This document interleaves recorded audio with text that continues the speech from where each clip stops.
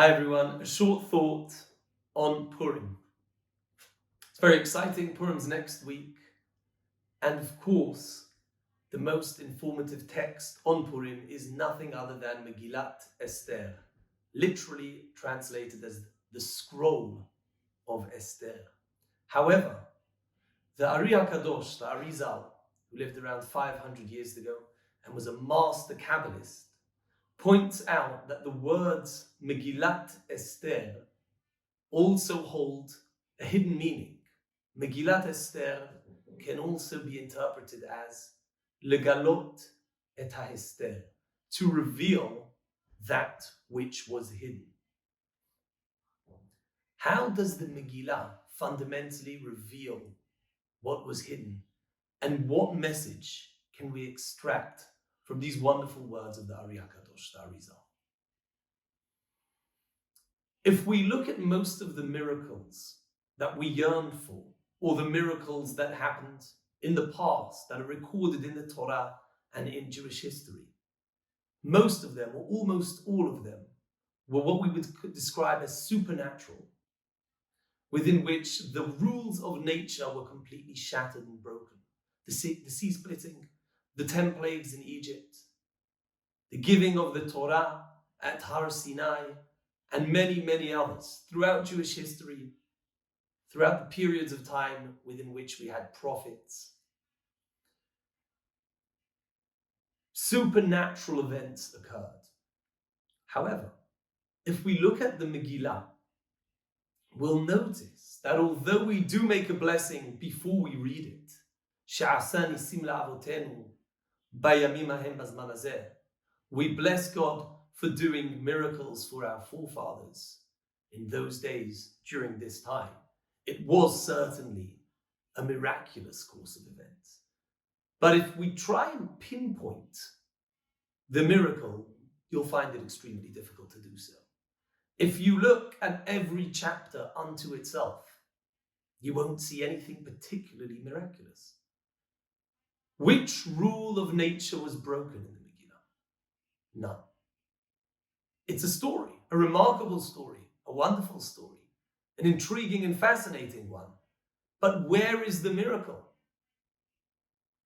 The course of the story takes place over a decade or so. It's a long time. And at no point in that time is there a particular miracle that one would say, here the rules of nature are broken. This is the miracle of Purim. Not at all. Achashverosh murders, kills his wife Vashti. Esther is appointed the queen. Achashverosh finds her very beautiful, and so on and so forth. Mordechai, who adopted Esther, he hears about the plot against Achashverosh, and he saves Achashverosh, and so on and so forth, at every point in the story. And this is over the course of a number of years. Nothing earth-shattering occurs. Yet, the miracle of Purim is just that. It's a natural sequence of events that if we zoom in to any point during the Megillah, we'll say, and we read 5 psukim, 10 psukim, an entire chapter, we'll say no miracle occurred here. But when you read it from the beginning to the end, when you actually sit back and you think about, hey, boy, that's a coincidence. He kills Vashti, Achashverosh kills Vashti, and he ends up making Esther the queen, who happens to be the daughter, the adopted daughter of the Gadol Hador, the leader of the Jewish people at that point, who happens to hear about people trying to plot the king.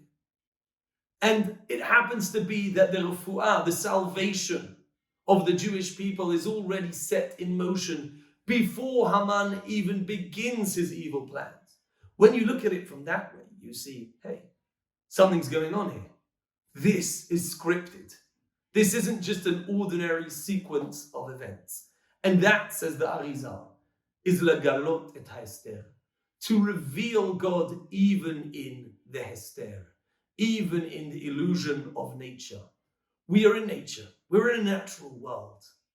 And if I'd ask anyone, which miracle would you like to see? I'm sure the answer would normally be a supernatural miracle. I'd love to witness the sea splitting, the 10 plagues in Egypt, and so many other wonderful, miraculous events that are described in the Torah. Says the Arizal, but there's a specific, unique message about the story of Purim. The story of Purim is the miracle that tells us to realize that our natural day-to-day sequence of sometimes boring even events, actually, they're all parts of a beautiful, bigger story.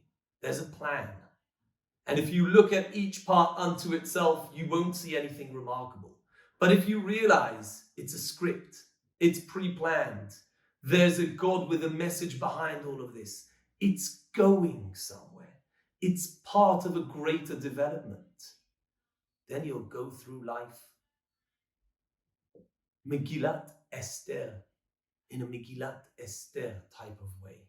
Legalot et Esther, to see Hashem in everything, even in the natural sequence of events which we experience.